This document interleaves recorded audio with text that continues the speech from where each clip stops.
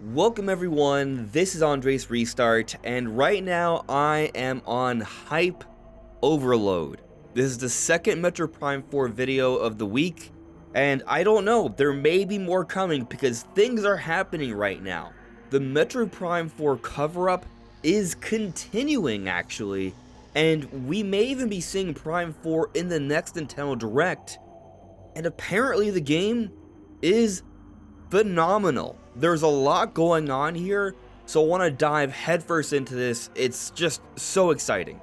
But quickly, before we go forward, let me remind you all that we are aiming to reach 50,000 subscribers, so if you do enjoy my content, please subscribe and hit the notification bell. Leaving a like is super helpful, and enjoy the ride, as we talk about Nintendo every day. So as a quick summary for those who don't know what's been going on this week. The beginning of the week, Super Metal Dave put out a video where he pointed out several observations that he's noticed. One of those included that Retro Studios is listed as a client at Next Gen Dreams, a company that does different things including putting together debut trailers. And so there was a conversation that maybe because Retro Studios is working with Next Gen Dreams, that we might have a Metroid Prime 4 trailer that's being put together or already ready, and it's being saved for an event very soon from now, maybe a Switch 2 reveal, or maybe a Nintendo Direct in February. And after his video came out, I talked about it the next day, and then I noticed and I pointed out to Dave, hey, their site doesn't show Retro Studios anymore, what happened? And so Dave used the Wayback Machine to see in the past that it was indeed still there. We have all the evidence, all the saved images, and so it looks like after Dave's video came out, someone somewhere told Next Gen Dreams to take down the part where Retro Studios is showed as a client. So it looks like there's a little bit of a cover-up there. But what was also interesting is that Dave also discovered that Edwin Atwell, a software tester who's worked on multiple Call of Duty games in the past, on his LinkedIn profile is also saying he's working at Retro Studios as of March 2023, and currently still is. And so what's really cool about this little detail is that last year we reported on a rumor that Metroid Prime 4 is basically complete. And throughout the year we were speculating that this might mean that they are in the quality testing stage, very much the way Tears of the Kingdom was in its last year. And that info came out March 2023 when Edwin Atwell started working at Retro Studios as a playtester. And so now when you go and check that LinkedIn profile that we talked about a couple days ago, this page doesn't exist. So the cover-up is continuing. They took out Retro Studios from the Next Gen Dreams website, so we don't have the public evidence anymore that they're putting together something from Retro Studios. Of course, we do still have the evidence, and we also have the receipts on the LinkedIn profile here, but it no longer exists. They are trying to hide this situation regarding Retro Studios and presumably Metroid Prime 4. So what does this suggest to me? We're definitely on a trail here. There's definitely something going on. This isn't just, ooh, maybe something. No, this is definitely something. And that alone is exciting, but that is not all, my friends. There is more going on. So Paul Gale from Paul Gale Network, friend of the channel, someone who's been well connected with the industry for years, had something quite interesting to post on Twitter very recently. Literally yesterday. For good reason, I am beyond hyped right now. 30.2672, 97.7431. Phenomenal. Worth the wait.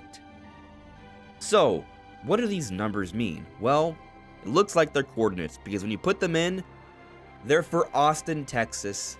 And do you want to know what developer that is wholly owned by Nintendo that is in Austin, Texas? Retro Studios, the developer of Metroid Prime 4. And so it appears the strong implication here is that Metroid Prime 4 is phenomenal and worth the wait. This extremely long wait, it's finally going to pay off with something that has Paul beyond hyped right now. So we got these cover-ups. We got Paul putting in this little bit of cryptic cool information about the game being phenomenal and worth the wait and having him beyond hype right now. I have no choice. I am also beyond hyped right now. I am excited. Metroid Prime 4 is on the horizon. I am in full 100% certain belief of this. Now, that does not mean that Metroid Prime 4 for sure will be in the next Nintendo Direct. A couple days ago when I was talking about this, I was asking the question, can Metroid Prime 4 be shown soon? And I do agree with that. But being shown soon doesn't necessarily mean a few weeks from now in February. It could be saved for maybe a Switch 2 teaser in March or April or something like that. Or perhaps in a June presentation where we have a full blowout for Nintendo's next generation. These are all possibilities, and so I would say my expectation is that by the end of June, we will for sure have seen Metroid Prime 4. That, I'll pin it as a prediction. But I think now there's an even greater chance that Metroid Prime 4 will be shown in the next Nintendo Direct. And to make something clear here, I don't expect Nintendo to announce Switch 2 in the next Nintendo Direct. I think that's going to happen a bit afterwards. But I've been kind of thinking that maybe the next Nintendo Direct would just be a mini.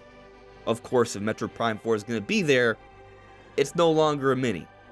And to some extent, this kind of makes sense to me. Because you look at the Breath of the Wild situation, you look at the Twilight Princess situation, these were big Zelda games that we were waiting on for years, and we had some details on, we had a couple trailers, so we knew about them, and then once the new systems were announced and coming out, then they confirmed cross-generation versions for those games. And so there's been a lot of talk and conversation that Metroid Prime 4 will also have a cross-generation version. It's a very similar situation. We've been waiting on this game for years. But there is one key difference. We don't have any trailers for this game. We don't have any footage for this game. We have that one short little teaser before the game was canceled and restarted that was just, blue space dust in space, and then the logo announcing that it's in development. Nothing really about that shows any real details about the game. Maybe there's this theme and aesthetic of blue, but beyond that, there's really nothing. And so, it might make the most sense to showcase Metroid Prime 4 for Nintendo Switch owners, this massive Nintendo Switch audience. Get us excited, have us amped for a big, new, highly ambitious Nintendo game, so even those who aren't ready to move on to Switch 2 a few months from now can still have something to be excited about. And then once Nintendo does start to showcase Switch 2, they have their blowout, and they confirm Metroid Prime 4 cross-gen for Switch 2. And I think this makes even more sense because there is this anticipation that Nintendo's going to also showcase 3D Mario for the next generation console. But maybe they don't want to show off Metroid Prime 4 and 3D Mario at the same time. You want to split these things up a bit. So, Metroid Prime 4 being showcased in a February Direct, get us amped excited about that, and then a little bit later into the year, then you showcase the 3D Mario.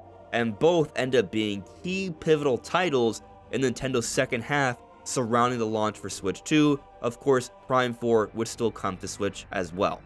This might make the most sense to me, actually. And I know, the reason why we've been theorizing that Metroid Prime 4 hasn't been shown off yet, after all these years, especially if it's apparently been in the playtesting stage for almost a year already, is maybe because they're saving it for Switch 2, and so what I'm now discussing about them showing off Prime 4 in the next Nintendo Direct before the Switch 2 announcement, that goes against that. But I'm gonna argue, not necessarily, it's all a part of Nintendo's plan. Showing off Metroid Prime 4 first is a little bit of a build-up for that, spreading these announcements out. It's not just about what's coming to Switch 2, it's how Nintendo's handling everything moving on into the next generation. I also think that Nintendo's probably going to announce price drops for the Switch family in lead up to the Switch 2. I've even speculated that Nintendo might announce another revision as well, the same way they announced the Wii Mini in the launch year of the Nintendo Wii U, the same way they announced the new 2DS XL in the launch year for the Nintendo Switch. Nintendo has a history of announcing smaller, cheaper revisions of the prior gen console to help streamline their transition to the next generation, provide a cheaper alternative for people who aren't ready to move on to the next generation, give them more options, but also start that transition into the next generation. And so that also includes games. Announcing more remasters and remakes is good, but Switch owners should get some new games. Even if Switch 2 is coming out this year, they should support the system for a little bit. And so I expect that the next Pokemon game and Prime 4 will still be on Switch, and those are big releases, so it's important to talk about that first. And then when you announce Switch 2 with 3D Mario, and then, oh, Prime 4 is coming out around this time, and there's gonna be a visual upgrade for Switch 2, and maybe even a visual upgrade for Pokemon as well, although Pokemon does have their history of waiting to do anything on the next generation consoles. But this is a unique scenario, so we shall see. But perhaps what has me most excited is that we may finally get some actual details about Metroid Prime 4. Have a trailer for us to deeply analyze with the story and speculate and theorize about the gameplay changes and additions and what direction they're taking the game. There's going to be so much more to talk about for this. It's going to be amazing. We're going to have a field day here, and I can't wait. Just think about the fun we had leading up to the release for Tears of the Kingdom with all the theories and the analysis. That's kind of what I'm thinking is going to happen with Metroid Prime 4, and that's just going to be a real treat. And so I'll just throw out some speculation for how the trailer may be. I'm kind of thinking there's a possibility that the first trailer for Prime 4 may not show that much actual gameplay. Maybe it'll be kind of like that first trailer we saw for Tears of the Kingdom. If you remember at Nintendo's E3 2019 Direct, they showed us a trailer with the green swirls and then Link and Zelda exploring underground, meeting Ganondorf, him resurrecting, and the castle rising up. This all was a pretty decent representation for what happens in the beginning of Tears of the Kingdom, but the trailer was a little different. It was very good looking, and it was more so a cutscene that hinted at gameplay.